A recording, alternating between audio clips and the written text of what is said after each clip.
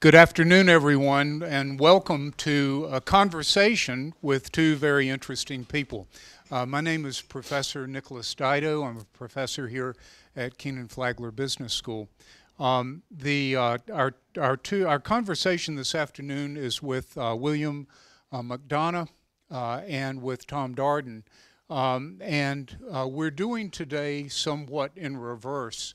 As many of you know, at 5:30 today, Bill McDonough will be making an address in Corey Auditorium. My assumption for this gathering is that most of you know pretty much what he is going to talk about, or you know pieces of it. So for this afternoon, I've asked both Tom and Bill to make perhaps 2 minutes of introductory comments, whatever might be on your respective minds, and then we'll go directly into questions and comments. So I'm assuming that we have a general foundation of understanding of Bill McDonough's point of view and Cherokee's initiatives as well. This is the latest example of what we can do with good, strong public-private partnership. We appreciate very much the private side of this gathering, represented by Cherokee Investment, and we thank them. We also appreciate the public side of this gathering, represented by Kenan-Flagler Business School, the Center for Sustainable Enterprise, Kenan Institute of Private Enterprise, and the UNC Sustainability Office. So please join me in welcoming Tom and Bill to this conversation.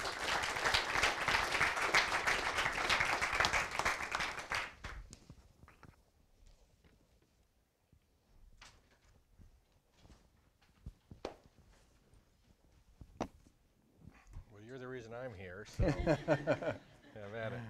Well, thank you for the opportunity to be here to all of you. I come here with a great sense of both irony and affection because I never darkened the door of the business school when I was here. It was not a time when business was seen as being a solution to environmental problems. And I truly know no one from that era who went to business school. Yet today I tell everybody I know they should go to business school if you want to do something about the environment. So I note that irony. I come here with a great sense of sort of warmth and affection because it was really here that my thinking about environmental issues, I say here, not specifically here. Of course, this building didn't exist at that time, not at the business school, but when I was an undergraduate student here, that I began to think about these issues. I wrote a thesis with a strange title, the use of ecological concepts and analysis of modern Kenya. And it was trying to think of a social system and an economic system in a society that was evolving into the developed, we would call it, world, using the concepts or using an ecological perspective. What is diversity like in this system? Entropy, what are the energy inputs, and is it a self-sustaining situation? This was in 1976. So all that really happened here. One comment that I would like to make to those of you who are students, and most of you are older students, of course, but is that what you study when you're young might actually really matter. That was 35 years ago that I wrote that paper and took all those courses and started thinking about this. And for the last 35 years, I've been wallowing around in that world thinking about these types of issues and ideas. Just mention a couple of things that we're working on. One is Cherokee Gives Back Foundation, which is sponsoring this event. It's a foundation that we set up to try to implement some of what we do from a business standpoint, to try to implement some of our business practices in a philanthropic or not-for-profit world or setting. We began trying to do this because we do very few projects, really.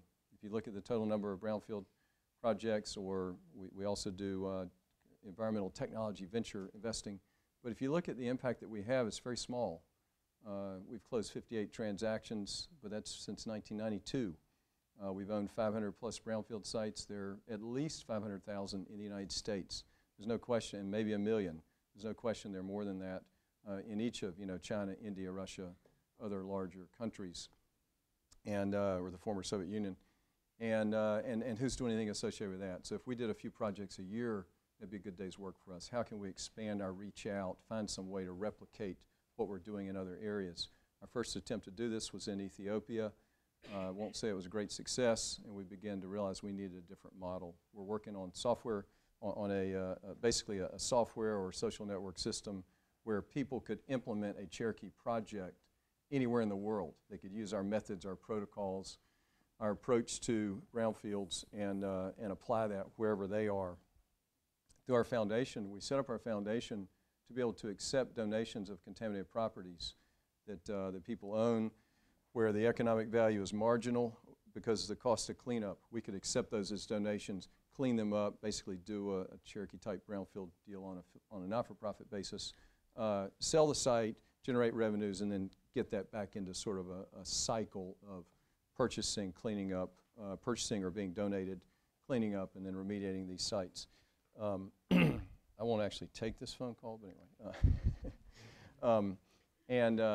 And then just two other things that are big on my mind these days. One is solar energy. We're at just such a wonderful time where the curves are starting to cross. The cost of solar energy, photovoltaic energy is easily forecasted, soon forecasted to drop to a point where it's competitive with conventional power sources, and that changes everything.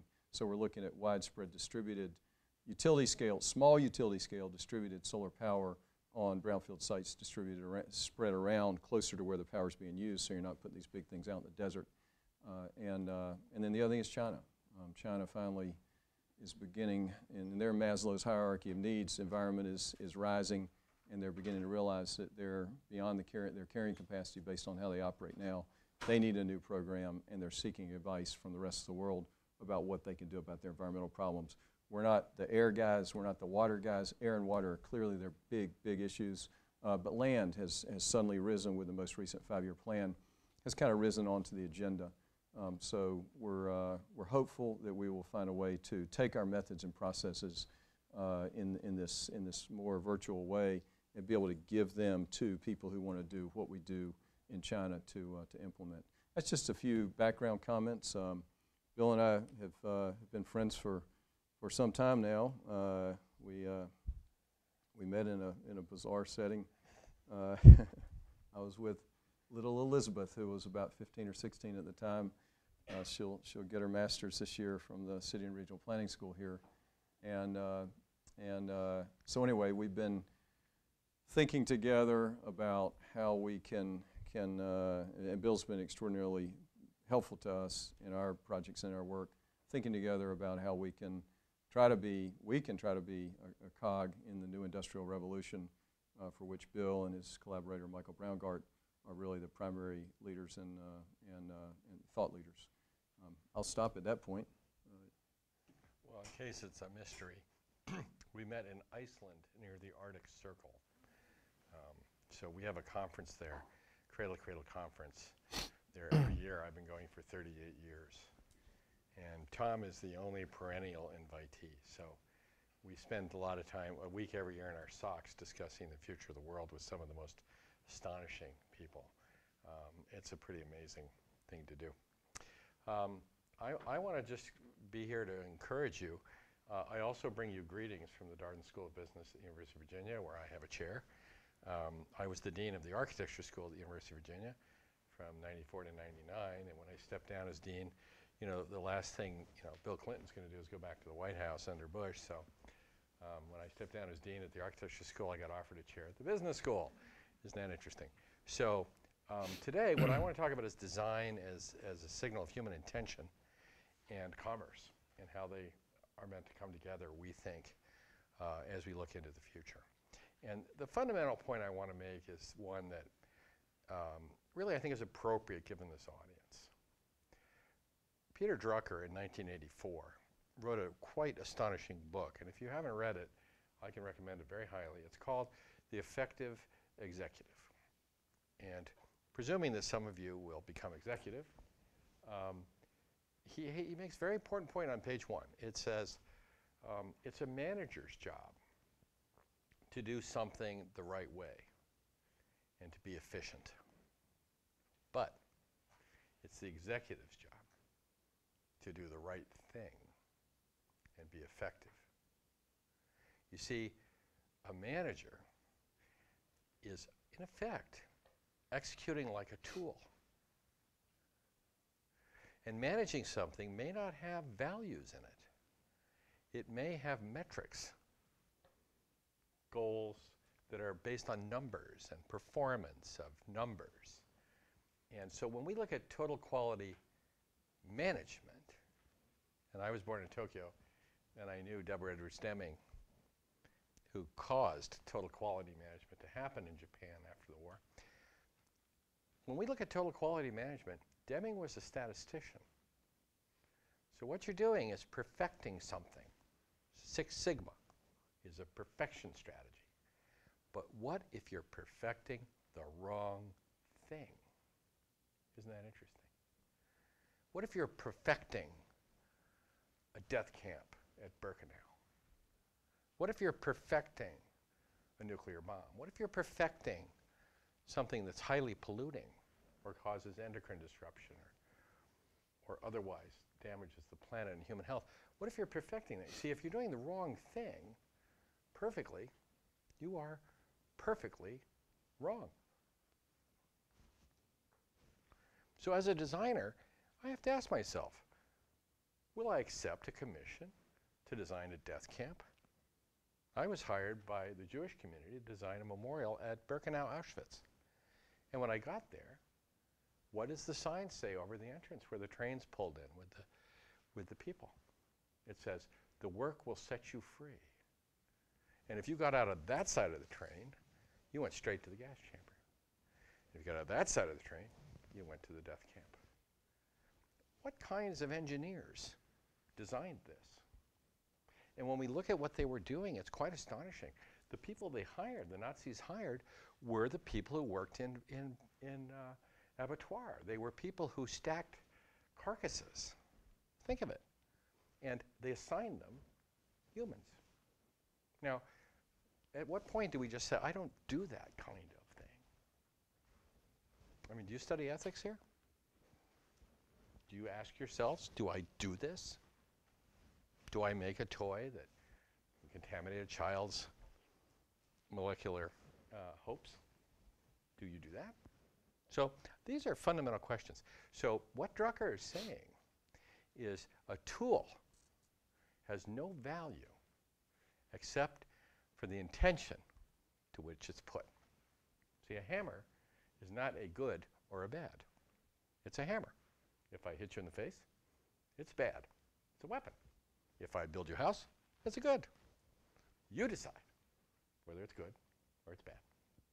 Nanotechnology, is it a good or a bad?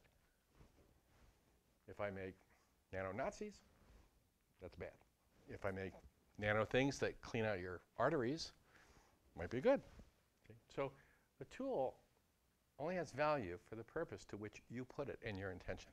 So the fun part today, I'm going to exaggerate for effect, as you can see, but I'm serious about this. And what Drucker's saying is the executive's job is to do the right thing. What is that? And if you're here in this school, my guess is that is what you're here to learn about. And you're also going to learn about how to do it the right way. So you're going to be executives with managerial understandings, and it's very exciting, and that's why I want to be here. So the issue for me, from the environmental perspective, is not triple bottom line, which you will hear about in sustainability circles. Society, economy, and ecology. It's not that. That's the manager's job. The manager's job is to leave something behind that we can call profit and use for growth, because you're not alive unless you're growing. So you're either growing or dying in living systems. That's it. So for business, we want you to grow if you're doing the right things. If you're doing the wrong thing, see, the problem with a lot of growth in the world today is that it's asphalt. And in our lexicon, that would be two words: assigning blame. Because you're destroying the ability of the planet to be photosynthetic, for example. Isn't that interesting? So we're looking at what we call the triple top line, and that's where our talk today, the conversation, is entitled The Triple Top Line. What we're here to talk about is revenue. We don't want profits only. That's managers' jobs. The job of the executive is to bring in the business. create the revenue, and then the managers can manage it and try and leave something behind for the shareholders. Okay. So create ecological revenue. What does that mean? Ecological revenue. I'll talk about it at 5:30. Social revenue, not just profit, revenue. There are going to be 9 billion people on the planet by the middle of the century. They're not a population problem. They're a market in your business. Why would you look at them and say, oh, population problem? No, they're customers. Let's get to work. Let's treat them fairly and well with safe, healthy things and celebrate their creativity. Why not? And then for the finally economic revenue, well, of course. But put the tool of commerce and currency to great use and use it to make the world a better place. So imbue money, not just with metrics, but with values. That's what I want to talk about. I'm excited. The rule for the next almost 50 minutes is there are no rules. The rule is if you have questions or comments you want to pose to Bill and Tom, please go ahead.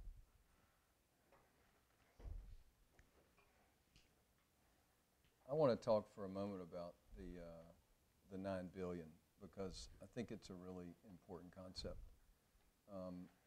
If I could just jump in on that for a second. And I've been watching and participating in the environmental movement, meaning sort of the organized environmental organizations, sort of people who self-define as environmentalists. And I sit on the board of the Environmental Defense Fund. And there's a kind of a naturism thing associated with environmentalism. And then there's another technical thing associated with environmentalism, which is very different than nature. Not at its core, but at its sort of philosophy. And this is really, it has been a very distracting subject for the environmental movement. It is an elevation or a worship of nature per se, nature in a kind of a natural state, where you might even say green things, things that grow, people believing that natural things, that we need to shift back to a more natural, sort of support of natural systems on a geographic basis. And it's very fuzzy thinking. I think I'm doing a pretty fuzzy job of articulating it. So environmentalists think that they're supporting the environment because they're protecting a park, a 1-acre piece of land that's over there somewhere. And they think that that is a good thing to do from an environmental standpoint. It may be a good thing to do from an aesthetic standpoint, but I'll debate you at a technical level whether that is per se a good thing to do at an environmental technical level. With 9 billion people on the planet, with 6 billion people on the planet, with 3 billion people on the planet, we far exceed the natural state carrying capacity of the planet. Okay, humans completely dominate the planet at this point. It doesn't exist in a natural state anymore. It exists in a human-dominated state. That is a given. You might not like it. I might not like it. We're not going back to a place where we could exist in a natural, in sort of harmony with nature. It's estimated that, 300 million people, 500 million people would be the carrying capacity of the planet in a natural state. So we exist in an artificial system which is managed by human beings. And the question that we need to answer, that you need to answer as people who are going to be out there in business making decisions and implementing things is, how can those two things work together? You have to implement in a way that is not destroying our carrying capacity, destroying this thing that we're all riding around on out here in space, and that's what we're doing now. We're destroying it, though. Cutting down the rainforest is a specific physical destruction of it, but we're destroying it at a much broader level, at sort of a molecular level. The way we're interacting with this natural system is just not going to work. And that's where eliminating the concept of waste and using solar income as our source of energy are just critical components. We can't say stop doing that or do less of that or do less of that. We have to say, no, even if you wanted to do that, it's not going to happen because the vast majority of the people on the planet have no interest in that whole model, that whole concept of nature as something to be appreciated or worshipped in and of itself. To them, nature is a means of getting sufficient income to support a lifestyle that's kind of like Americans' lifestyles. So we need to figure out how can we do things in a manner that allows that to happen, and it's not at a level of making sure that park over there stays in its current form. That's completely irrelevant in relation to this conversation. On the other hand, all sustainability, like politics, is local. Can only be measured at a local level. Well, almost at a molecular level, Yeah, at an molecular. incredibly local level. I was accused once, when people say think globally, act locally, I was accused of thinking galactically and acting molecularly. That's what it's going to take. So you mentioned this desire for everyone to live like Americans, and I guess my impression of the environmental movement is this naturalistic emphasis instead of a humanistic emphasis. And I think if we look at it pragmatically, we have to be looking at a way to persuade and shift the desire that everyone has to sort of re-articulate what the good life is and make it attractive so that people choose it rather than feel like they're sort of giving up something. And so I'm wondering if you've thought about, I guess, a marketing campaign or thought about a retooling of a value system or a building of a greater, more attractive abundance when you're looking through your strategies and your leverage points instead of just let's add solar and replace something. I think there's an emotional desire that people have with their striving. Yeah. Can I try this? Okay. Great question. My talk today is called A Celebration of Abundance. Okay. So, one of the great people we have in the world of education today is in Pittsburgh. His name is Bill Strickland. And he was a pilot, and he created a training program for young people who are at risk in school at 16 and getting ready to drop out. And he called it, originally it's Manchester Craftsmen's Guild and the Bidwell Training Center. And the idea was to take these young people who were kind of lost and getting ready to really be lost and allow them some kind of hope as they went forward through training or whatever. And he very quickly, Bidwell Training Center sounds like a vocational school, and what he discovered immediately was that that's the last thing you want to do. And I think the figures, and I won't be accurate, but it's something like approaching 90%. I think it's like 87% or something of the kids who've been through this program have gone on to college and graduated. That's awesome. So when I heard that, I went to Pittsburgh to meet this person and said, this is amazing. What did you do? And he said, well, the first thing I learned is we don't do vocational training at all. Because if they're learning how to pull a lever or something, this is not very exciting. He said, you got to understand something. These kids are already spiritually dead. He said, you have to want to be on the planet first before you learn algebra.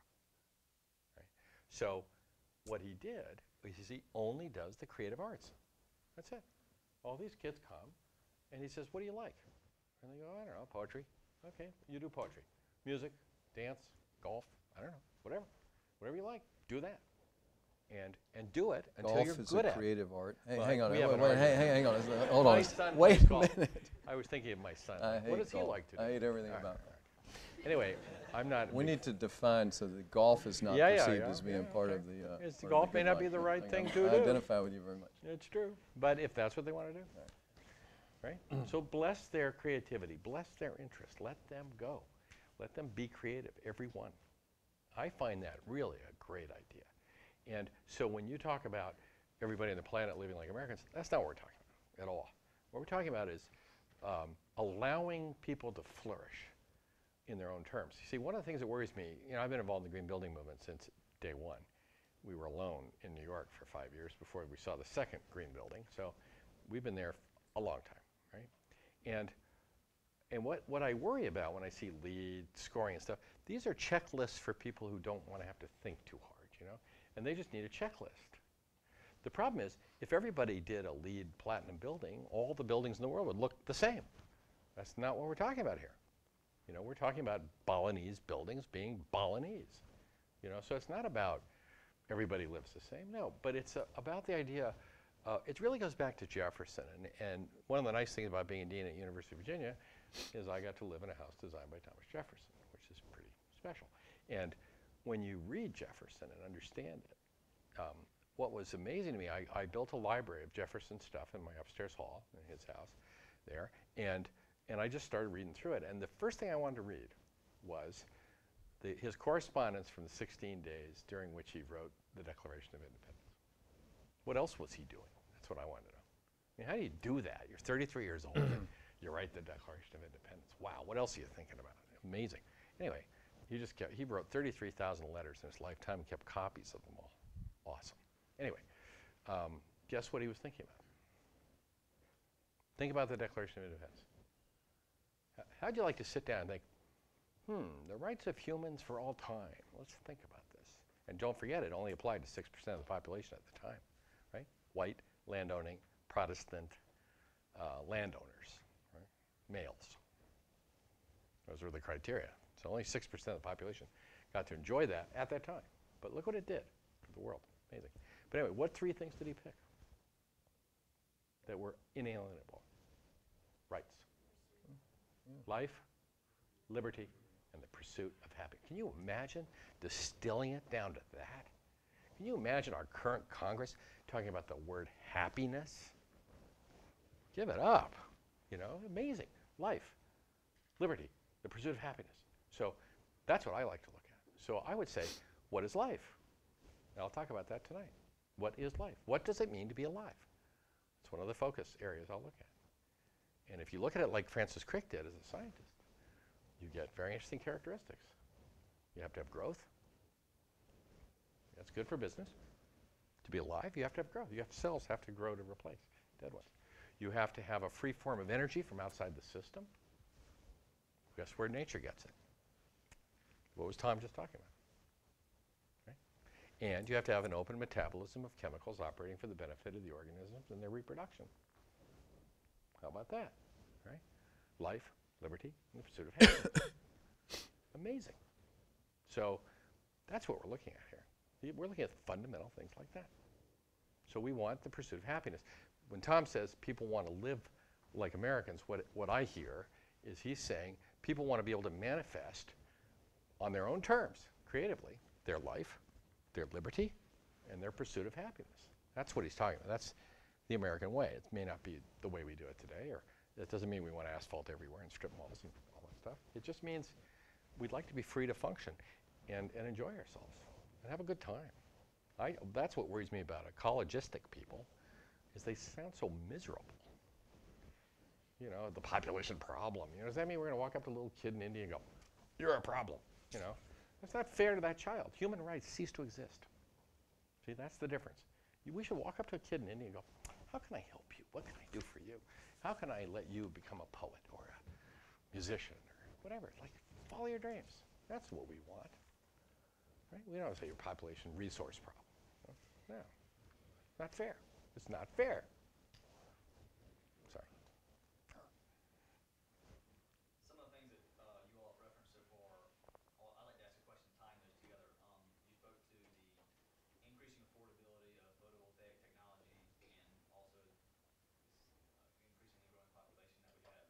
Do you think, or do you foresee any potential conflict between affordable and presumably infinitely renewable energy, such as solar, increasing rate of population growth, and then increasing rate of degradation of our planet as a result of those two things? And do you think there's any way that our pursuit of cheap energy could in actuality be a negative? I believe that energy is not a problem. You know, I think that if you look at sort of carrying capacity in relationship to energy and expected changes in the productivity of solar energy capturing methods, I don't think it's a problem, frankly. I think we have plenty of kind of energy carrying capacity. I worry a lot more about other forms of carrying capacity, and that's it, the sort of molecular stuff. Now there is a nexus between the two. So you know, some of the innovations associated, some of the improvements in the performance of solar energy, and some of what's going to make what I'm saying will come to be, or is this nanotechnology associated with solar, for example. I don't know what those things do to us. I mean, so that kind of comes back around to the molecular issue applied in that one specific arena. But that's kind of a rounding error in relation to everywhere else it's happening. So anyway, my bet is that solar energy is going to get pretty darn cheap and be fairly ubiquitous. So if I may just make that question a little Please. more granular. I'm a layperson and I have no experience in environmentalism or energy production at all. I guess, just to give an example, suppose solar energy becomes very affordable, and so we all switch to cars, which are electric. So now we can charge our cars very cheaply at home, so we have more incentive to seek out more space on an individual basis, which would then exacerbate sort of the sprawl problem. I mean, if I can have more space and not have to pay for it in terms of my commuting costs, why wouldn't I live further out of town? Yeah. That, I guess those are, and like, that was the type of degradation I was thinking along the lines of. I mean, if it's infinitely cheaper to go cut down trees and harvest more resources because I'm not paying for gasoline, I can just use solar energy to power my vehicle. Sure. It seemed, that was the line I was thinking. Yeah. I mean, just as a side point, the environmental impact of land planning just in and of itself is enormous. And so the issue that you're citing is really huge. And some of the defining of a lifestyle and what constitutes a lifestyle, what constitutes the pursuit of happiness for people in relation to land use planning issues is a really, really important question. Thankfully, to a large extent, it seems that the pursuit of happiness in Beijing includes living in a small apartment in a high-rise setting, which is environmentally much better than the land use plan or pattern that we've created here.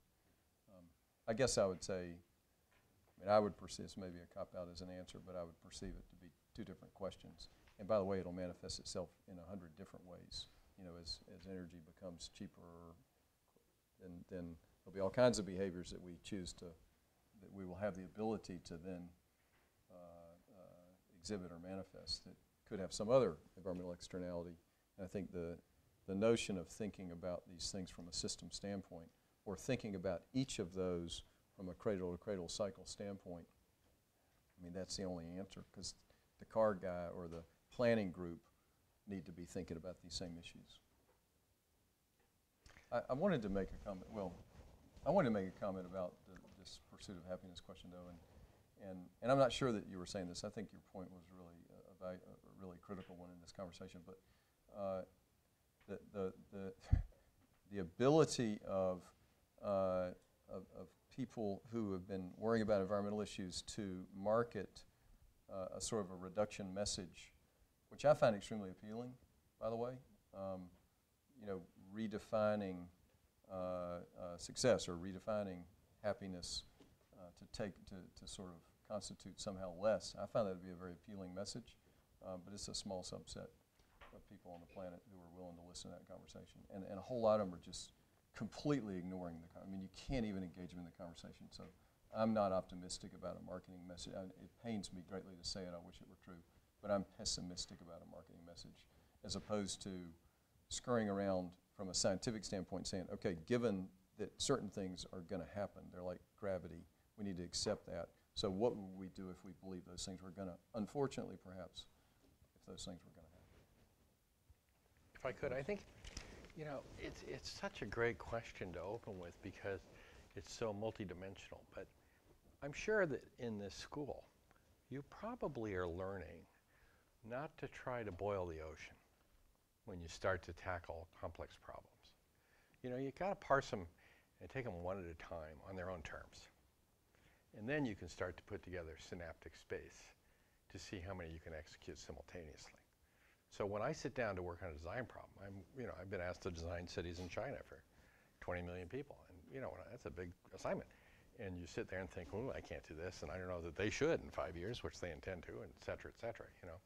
These are complex things. But you do want to stop and think, okay, what about food? What about energy? What about this? What about that? So let's take some of the things you just brought up, because I'm also a venture capitalist. I'm a partner in Vantage Point Venture Partners in Silicon Valley. We have a $5 billion fund, and we have $1 billion for clean tech, and we're probably the biggest clean tech fund now. So we funded the Tesla and things like that. So I'm very intimately involved in some of the issues you're talking about from a business perspective. And the reason I'm here today, partly, is because, first of all, as I said, I'm honoring Tom and his agenda, which I think is astonishing. It really is. And I advise you to look carefully at what he's talking about. It's quite subtle and very important. But also, I think commerce is the engine of the change we need to see, because it caused the things that we're trying to deal with. Now, this pursuit of happiness thing, are we going to have more suburban houses? Well, I design towns and cities and things. Let's think about it for a minute. The fact is, you, right, run away from here with your degree, and guess what happens? You go to cities, I bet, right? Few, you might go to the burbs because you're married or have kids or something. But, you're probably going to wear black and look for a mate, some city somewhere. That's what young people do, right? When my architecture students all said, what should we do, Mr. Dean? It's like, go to the cities, wear black, find mates. Travel wherever you can. Travel as fast and as far away as you can go right now, because you're not going to have a chance once the baby bottle comes out. You're going to be stuck somewhere. And so now's the time to move it out. So, and guess what? They traveled all over the world. They went to cities, it's fantastic. And then they have kids, and guess what? They want to go have a swing set and a place for the kid to play. Fine, so they go someplace like that and pretend they're miniature farmers with their tractors out there mowing the lawn as if it's some big field in England or something. I don't know. They just miss the sheep, that's all. Everything else is miniaturized, everything's fine. And then, guess what? You get older, I think you want to go back to the city. Why would I want to be stuck in a suburban house alone at 70 years old, And I hate to think about this when I'm 60, But there it is. So I'll go back to city. I'll go back to New York. You bet. Of course I will. San Francisco. I'm not going to sit in Virginia, while my kids are all having a great old time. I'm getting out there too. I got stuff to do. So it's okay. It's okay. Relax. People will follow their bliss, as Campbell said, and that's all right. We should design into it. Let's design into it. Now, what it really means is let's make our cities worth living in. That's what it means. Go there. So that's what we do. We work on cities to make them worth living in. But we're also, for China, proposing whole cities that are covered with farms. I'll show you a drawing today. We're looking at a city in China. It looks like Paris with farms on the roof. Why not? Why have dead surfaces facing the sun? What sense does that make? Why shouldn't I have food growing on the roof? I got all this gray water in my building, and all I did was wash my hands in it. I put it through a sand filter and up there to irrigate the farms. How about all my sewage, Sewage, it's phosphates, nitrogen. CH4. Why are my sewage plants all waste treatment plants that dump raw sewage into the Chesapeake Bay and eutrify? That's pretty stupid. Why couldn't Washington's sewer system be a fertilizer factory, separating phosphates and nitrogen and making natural gas that's used for various purposes, including syngas and chemicals and so on? And then we're doing this at Vantage Point. We've made these investments, and we can produce a 12% return. Now the sewage plant is a 12% return business for the city, producing fertilizer, slow-release fertilizer for the farmers around the Chesapeake Bay. What happened? No more point source pollution. No more non-point source pollution. Chesapeake comes back, crabs are back, oysters are back, city's making money, and we're doing nutrient management, growing food with our waste. I mean, why not? Let's do that. That's a business, okay? So get out there, make those businesses, see? It's like that, and one thing at a time. And on the population issue, it's not that if we hand wring and worry about resources and figure out who gets to be greedy and who doesn't, that's not it. How do we share? Well, if you think about it, the only time we have seen, unless somebody else wants to show it to me, The only time we've seen the population of places come down is when women are treated equally to men. That's when the populations start to rationalize. So, what does that tell us?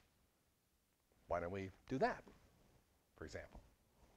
And then things happen, and then mothers are with their children, and children aren't chattel, you know, for farming, because we've got new greenhouses that are 15 times more efficient and effective, and little things that pop up, and people start to use new technologies that are safe and healthy, and they don't need 8 kids because 6 of them are going to die, because we're giving them clean water. And how do we give them clean water and afford it? Well, I went to Chattanooga to look at their aquarium, and the sharks were all down there in the bottom. You know, it goes from the mountains of Tennessee to Gulf of Mexico, and there's sharks. Sharks in Chattanooga.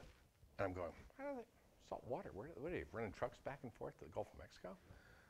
How do they get salt water here for that shark? I asked to go to the basement. I went down. Guess what? You know how they do it? They filter out the solids, and then they blast it with UV light. Giant banks of ultraviolet, blasting the water to kill the infectious microbes and viruses and so on. So, like, wait a second. The water's in pipes that are glass. The UV is blasting at it. For Haiti, they have cholera. What if we use polyester bottles? I mean, what is a liter of water in a clear bottle? It's a piece of pipe with water in it, with infections. Cholera, Giardia. 60% of the people in Africa are in hospitals, that are in hospitals, are not there because of AIDS or malaria. They're there for gastrointestinal problems, right? So, whoa, that's a 1-foot pipe. And where's the biggest source of UV in the world? Hello? Anybody? Right? Giant nuclear reactor, 93 million miles away, a safe distance, 8 minutes, and it's wireless. It's awesome. And there you go. So we should fill these bottles with water, leave them out in the sun. It turns out in 12 hours, everything's dead. So what are they? Little chemical reactors. Beautiful. And guess how much they cost? The people that have nothing, give them something that costs nothing. Isn't that something? Beautiful. So we'll kill cholera for nothing. That's thinking. Instead of just, you know, coming back with some, you know, Halliburton project or something, you know, for Dick Cheney saves Haiti. Come on, give it up. So, you know, think hard. Hildegard von Bingen, a great poet from the 15th century, said, gaze at the sky, the moon, at the star and the stars. Wonder at Earth's greenings. Now think. Do that. But I break the problems into one at a time. Don't try and boil the ocean. You're not going to solve the population problem with a solar collector. But make sure that solar collector, if it has cadmium in it, is what we call a product of service. And after 30 years, it's going to go back into industrial systems, and that cadmium will not be placed. 1,000 times more toxic than lead in a child's environment. Cannot see the biosphere. That's okay. Now, we don't worry about your energy. You see, when Tom says I worry about these other unintended consequences, what about the molecules? Yeah, worry about the molecules. Sorry. Well, I mean, Have a design mind. It's, you know, how many of you eat tuna now? You might want to go online and do a little more research on that, because, you know, tuna is bioaccumulating mercury and heavy metals, lead, and this is happening because of a sort of a molecular level distribution system that we have. Mercury from coal-fired power plants, lead from leaded gas historically. I don't know where else it comes from now. Leaded gas, they're taking it up again in Africa because the Europeans created legislation that said no more lead in computers in Europe. So they didn't tell them what to use. They just said what not to use, which is really stupid. It's like lead-free. Well, how useful is that as information to you? Lead-free. I mean, what a crazy way to market stuff. You're selling what you're not.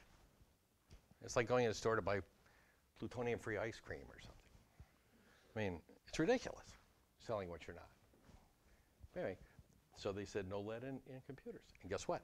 The Chinese started mining bismuth, because we use bismuth, tin, and copper solder amalgams now as a replacement for no lead. And bismuth is mined with lead. 10 to 1, lead to bismuth. So now there's massive lead mining in China. All the rivers are getting contaminated with lead, and the markets for lead are so low and collapsed, the prices, that the oil companies, in their infinite wisdom, have now decided to re-lead the gas in Africa. So some wizard in Europe decided to make lead free without saying what it is, or that lead is not a problem as long as it stays in computers. So what if we had closed loop recycling on electronics? Hello? Then the lead never sees the biosphere. Well, it's not a toxin unless it's in the biosphere, see? Otherwise, just a technical nutrient in a computer, infinitely reused. Wouldn't that be smarter? And then we wouldn't have toxic Africa and China all of a sudden. So you got to be really careful when you go like that. And just not being something is so what? It's like this carbon-free thing. Everybody reducing carbon? So what? You're saying you're carbon-free. So what? You're not saying what you are. You're saying what you're not. Hello? You're not helping me because you're not telling me what you're going to do. You're just telling me what you're not going to do. It's not productive. It's not about growth. It's about shrinking. And you're going to zero, and then what? We all just disappear? It's really strange. So we want you to talk about growth and fecundity and abundance of good things, not desperation about bad things. If you could figure out how to be carbon negative, you could make a lot of money. We're working on it. And there are people working on that in the venture world. Basically systems that capture CO2 out of the atmosphere and use it for building materials. I mean, use it as ingredients or as building blocks in manufacturing other things, perhaps building materials. Works really well. Biota. Trees. Growing thing. But anyway, you know, it's a very valuable product. It's just in the wrong place at the wrong time. Yeah, so we don't have an energy problem. That's what we're trying to tell you. What we have is a material problem. See, we have carbon in the wrong place problem. See, carbon is a material, right? We have a material, carbon, which is very valuable. I mean, if you guys all want to be carbon-free, anybody got the goal to be carbon-free? Okay, good, because you'd have to shoot yourself if that's the case, because you're mostly carbon. So carbon is a good when it's a human, for example, or like you. I mean, fine, it's a good. So we don't want to be carbon-free. We just want carbon in the right place. Carbon's going in the oceans. The anthropogenic carbon produced by humans since 1850, 43% of it is now in the oceans. And its acidity has gone from 8.2 to 8.06 pH, which means it's heading for acidity. At 7.9, where it starts to approach carbonic acid, which we expect by end of century, given our current displacement of carbon in the atmosphere, means that we will dissolve coral reefs and mollusks can't form shells. So part of our design assignment appears to be, let's also destroy the food chain while we cause climate change. It's not a good That's design. a really important concept. I mean, I guess it goes without saying that's an important concept. But CO2 in the atmosphere acidifies the ocean, and at a point which is knowable, no doubt the species will evolve over time somewhat. I don't know how quickly they're going to evolve in relation to how quickly the pH is going to drop. But there is a point, which is known right now, at which their shells, coral and mollusks, et cetera, dissolve because it's an alkaline. It's calcium in acid dissolves, and when the ocean gets acidified enough, then they break apart. Just let that settle in for a minute. You know, this is like it's a forecastable time period in the future. And so I was at Environmental Defense Fund has a board meeting once a year. They call it Science Day. They bring in people to talk about science in relation to the environment. And the last one was all about geoengineering, where there are people out there who are seriously thinking about very large interventions into that system. Like, what would you do if you were sitting there watching this pH dropping over time? At what point do you jump in and say, we're going to do something about that? And there's some very radical things that you can do. Of course, it's terrifying because nobody knows how much to do. It's never been done before. Or unintended consequences. Yeah, and Yeah. yeah. It's great. There are plenty of human beings around who have the financial wherewithal as individual human beings, I don't mean countries, to substantially change the temperature of the climate. You need one airplane, and you need sulfur dioxide, very high, 70, 80,000 feet. And they did all the calculations. Wow. It was really, really scary. Wow. You had $100 or $200 million, and you wanted to, of course, this is climate scientists. We know how accurate their models have been. But anyway, using the same climate science models, if you wanted to drop the temperature of the globe 2 or 3 degrees, and you had $200 million to spend on it, you could do that. That's amazing. Yeah, and there are no Who knows police what up else there. might happen? Yeah. Richard Branson can shoot up there, get it done, and show back up and go, hey, guess what happened? There's no police up there. Yeah. You know, that's one of the reasons we think humility is so important. I think if you learn anything here, if you learn humility, that'll be really important.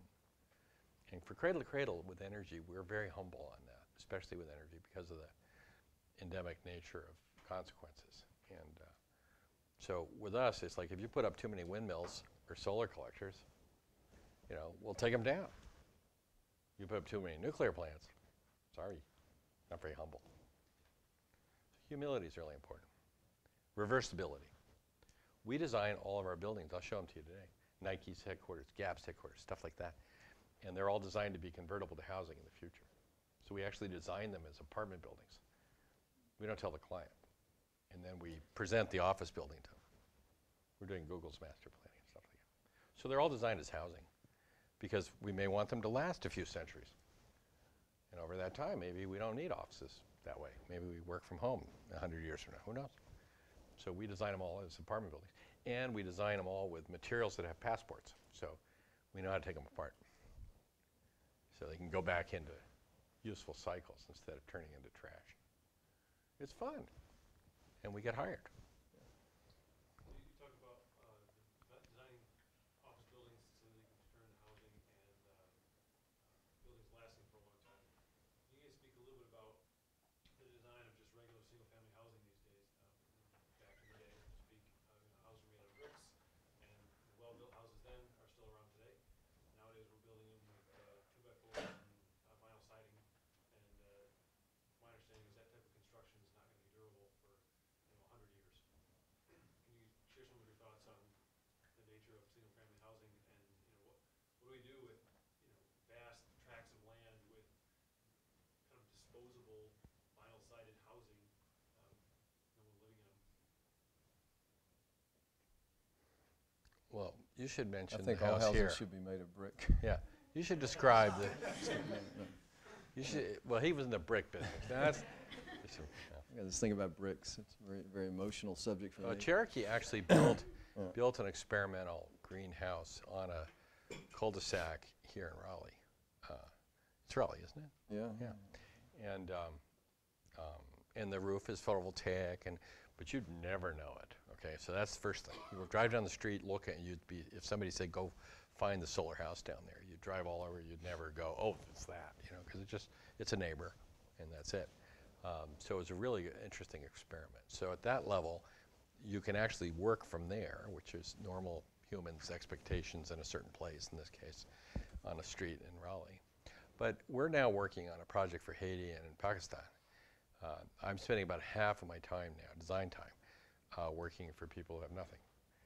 Because I figure if I can work for the richest companies in the world and people, I need to, on the yin-yang scale, I have to work for the poorest. So we're designing with nothing, and that's how we found the cholera cleansing of polyesters, because we just said we don't have anything, so we have to look around. And so one of the things we found in our look for things that other people consider liabilities that are available to us for free is polypropylene. And it turns out we don't recycle polypropylene in America, number 5 polymer. And so I work with the waste companies, I know all the CEOs now, and basically there's mountains of this stuff available, and it's a great polymer. And an Iranian family found out how to purify it to food grade, so your children can suck on it and it doesn't hurt them at all. This is food grade polyesters. This is great news. So we're looking at how to build houses with this. And our partner is Dow, which is the world's largest polypropylene manufacturer. And so we're studying it. We're right in the middle of it. It's very exciting. And we're trying to look at a business model that celebrates the fact that you can have nothing, but you deserve good design just as much as a wealthy person does. That's why when I see coming out of University of Michigan Business School with Prahalad, who was, you know, coming out of there with the bottom of the pyramid stuff, and Stu Hart at Cornell, and you know, Stu Hart at UNC.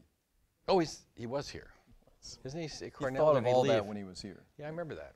In fact, I gave a talk to the Net Impact Conference here, right here, a number of years ago, way long ago, when Stu was here. Anyway, I have a problem with this idea of the bottom of the pyramid because it sounds like these people are at the bottom, and that's not fair. We all deserve good design, not just wealthy people. So why don't we design for the poorest people? They deserve good design. Let's get at it. So to your question, let's get at it. So I think on vinyl, all right, cancer, forget it. PVC, forget it. All right, done. So good point. We're obviously not fans of PVC because it's dioxins and plasticizers, so you have endocrine disruption. It's a nasty, nasty material. So don't do that. We should stop that. Right? It's what we call an endangering plastic species. Yeah. So we look at polypropylene though, and it's fantastic. You can use 1/20th of it, the energy, to process the other 19 parts. So this is a beautiful thing to form. It's really solid oil. We think oil belongs in solid form, carbon in the soil, in trees, in polymers, not atmospheric, like that. So that's a great material. And we can fire retard it, we've discovered, with phosphates instead of bromines, which is fantastic. So big molecules, they don't accrue in people, they're not endemic, very nice. And there's phosphate all over the place, various grades. But Haiti has its own phosphates, very nice.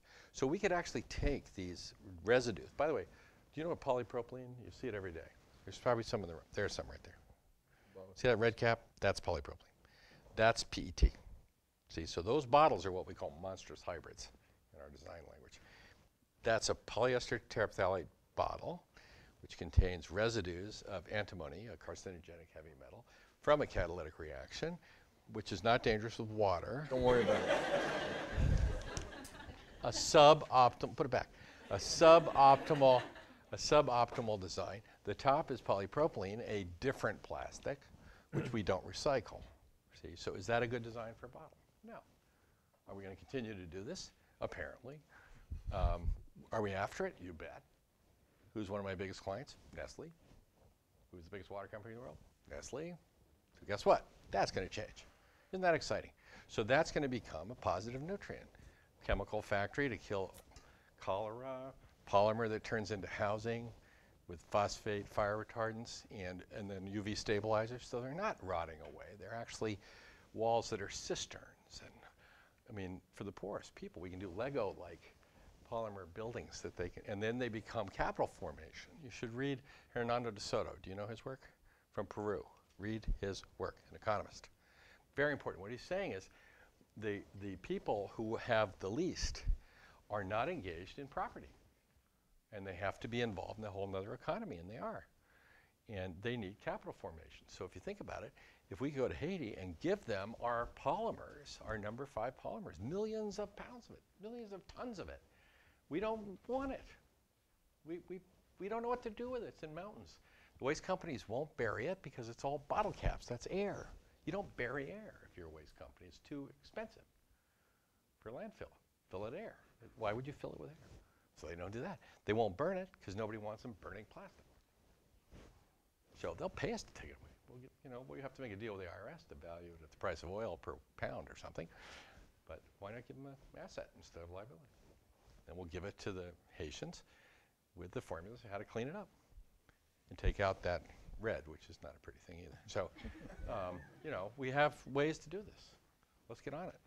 And we need business models to execute against this. That's what your job. But one other comment about, I'm really torn about this issue of designing things for really long lives versus designing things for more likely shorter life cycles, and yet figuring out how the whole system works. And I don't know the right answer. This polymer wall issue reared its head another place as well where Bill is working, which is on these foam walled houses that they're building in New Orleans. And they're building the walls out of foam and not out of conventional building materials. And so they started thinking, well, we don't like what that foam's made out of. And by the way, it's a composite too. These foam panels are either foam with wood, you know, like a particle board on the side of it, or foam with metal as a sheathing on it.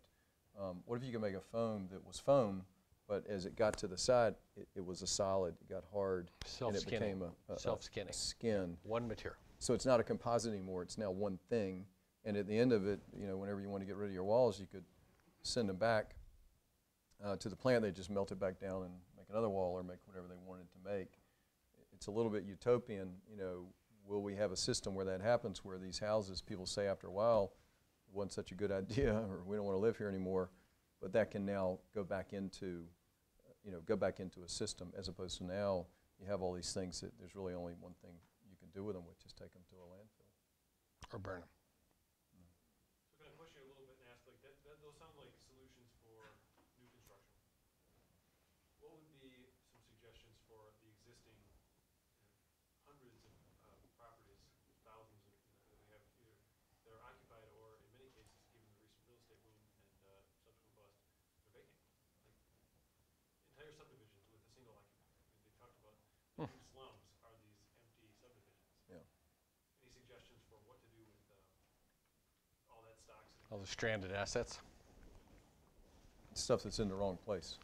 You know? Yeah. Because we have a growing population, there's going to be you know, a great deal of a great need for housing in the United States over a period of time. So from a number standpoint, it will be absorbed. The problem is it's the wrong thing at the wrong place. So will it be absorbed there? And meanwhile, does somebody want to move into that 4,000 square foot house? Is that the way they want to live? I don't know, but from an environmental standpoint, if you have a thing, it's a pretty good thing if you can hang on to it. Meaning, if you restore something or fix something up that already exists, that's a good day's work. Almost no matter what from an environmental standpoint. So not tearing things down is broadly a good thing. I'm on the board of a company that we invested in, Advantage Point, called Serious Materials. And one of our recent projects was the Empire State Building. We have a part of our company is windows. And our CEO came up with a very clever thing, working with our teams. We acquired a company in Colorado with a wizard in it. And basically, they renovated the Empire State Building, windows. And what they did was go from a window that is, you know, might be R1, let's call it, a resistance value. And instead of changing all the frames, which means you have to change the whole appearance of the building, rip it all out, repair it, they did a clever thing. They built a factory on the 5th floor. And they took out the glass of all the existing frames, left the frames, took out the glass, cleaned it, put a third film in the middle to make it go to about an R5 in performance. It's probably rated an R8, but in reality, it's probably an R5 whole window performance, but more than doubled, probably tripled the efficiency of the window. And the payback is like less than 5 years. And they renovated the whole building with a factory on the 5th floor. Was it already it was already double glazed. It was double glazed already? Mm-hmm. And they put a new spacer with a third film. Now, the other thing is, when we do that kind of thing, these super windows need metal coatings. They actually have sputter coatings on them that are made from various metals. Those metals are toxic. Is that a problem? Not if we make sure the window company owns the window and takes it back. We call it concept as product of service. We first introduced it in the carpet industry, and now it's becoming standard. But our idea was, what you want when you get the carpet, this carpet probably has about 16 carcinogens in the face fiber, right? So, you know, what did you want? Did you want comfort underfoot, appearance, maybe not in this case, acoustics, you know, cleanability, whatever you wanted, and what you got was cancer. See, we call it products plus. You get the product plus cancer. It's like PVC. So we don't want the plus. We just give us the carpet. But what we really want is the service of the carpet. So when I want to change this carpet to another look, or another chemical, why would I want to destroy the planet when I do that and change color? It's not happiness, right? If I want to go from blue to pink, if it's cradle to cradle and it's solar powered, and the materials are all safe and in infinite loops, and the transportation's caused by electrical batteries powered by solar energy, you change from blue to pink, you don't destroy the planet. Guess what you just did?